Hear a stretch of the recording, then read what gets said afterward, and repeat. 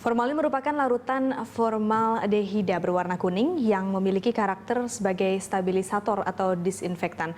Formaldehida berperan membunuh bakteri dengan membuat jaringan dalam bakteri dehidrasi. Dan berikut kegunaan dari formalin.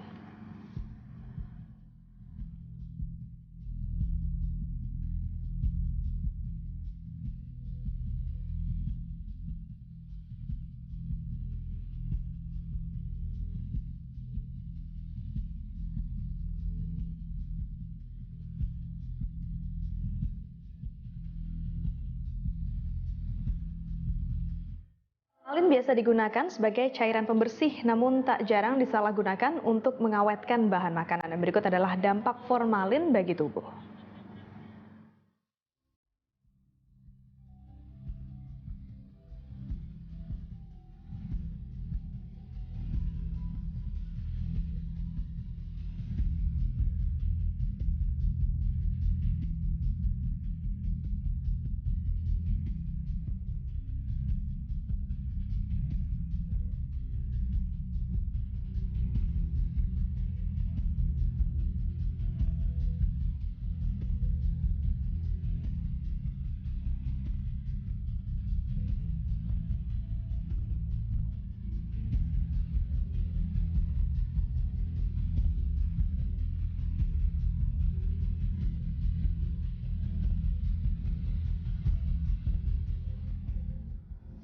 Ya itu tadi dia dampak dari formalin itu bukan rahasia lagi, memang itu sangat berbahaya. Nah ini kalau dari Asosiasi Pedagang Pasar, apa sih Pak biasanya dilakukan untuk mencegah para pedagang nih supaya nggak bandel?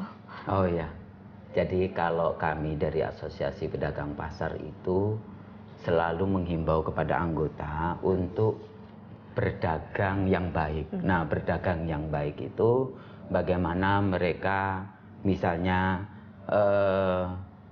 menormalkan timbangan atau tidak mempermainkan timbangan, bagaimana mereka menjaga kebersihan atau higienitas, dan bagaimana tidak menjual barang-barang yang mengandung bahan berbahaya. Tapi kami hanya bisa menghimbau karena kami tidak punya otoritas untuk memberikan sanksi. Ya, memberikan sanksi dan lain sebagainya. Sebenarnya harapan kami adalah kami ingin dilibatkan dalam bentuk kalau misalnya terjadi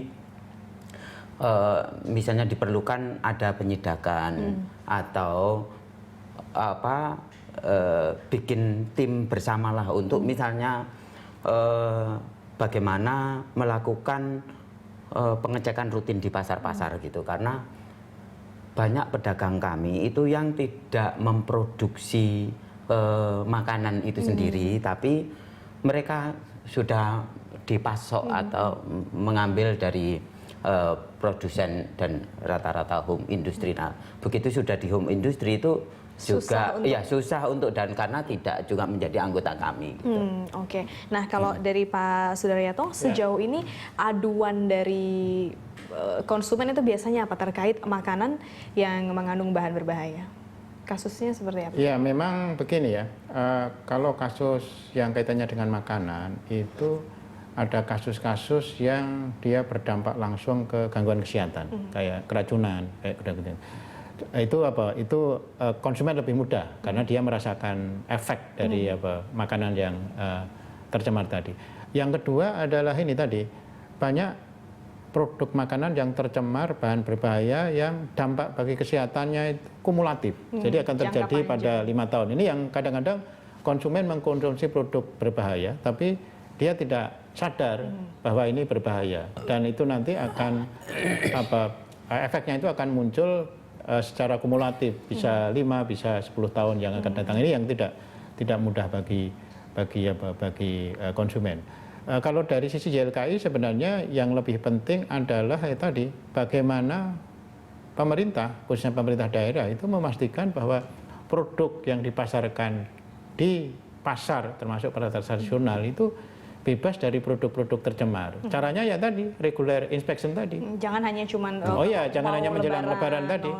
Jadi regular inspection tadi, ya ini memang terus terang ini juga kadang-kadang dilema terhadap temuan produk pangan berformalin di pasar karena sebagian besar itu adalah pelakunya juga pelaku usaha kecil dan menengah. Tapi menurut saya ada 2 step yang bisa dilakukan. Yang pertama adalah edukasi. Menurut saya Asosiasi Pedagang Pasar bisa masuk ke situ melakukan edukasi kerjasama dengan Badan POM, dengan YLKI untuk memastikan bahwa semua pedagang itu terinformasi produk-produk pangan yang mengandung bahan berbahaya atau tidak. Tapi kalau sudah diedukasi dia masih melanggar, menurut saya tidak ada pilihan kecuali jalur penegakan hukum kan gitu. Jadi itu 2 step itu yang mestinya dilakukan. Jadi ini kan masalah yang setiap tahun selalu terulang gitu loh, terulang kan gitu loh. Jadi baik, kita akan membahas mengenai penegakan hukum dari peredaran makanan dengan zat berbahaya ini setelah jeda berikut. Pemirsa tetaplah di Dialog Jurnal Siang.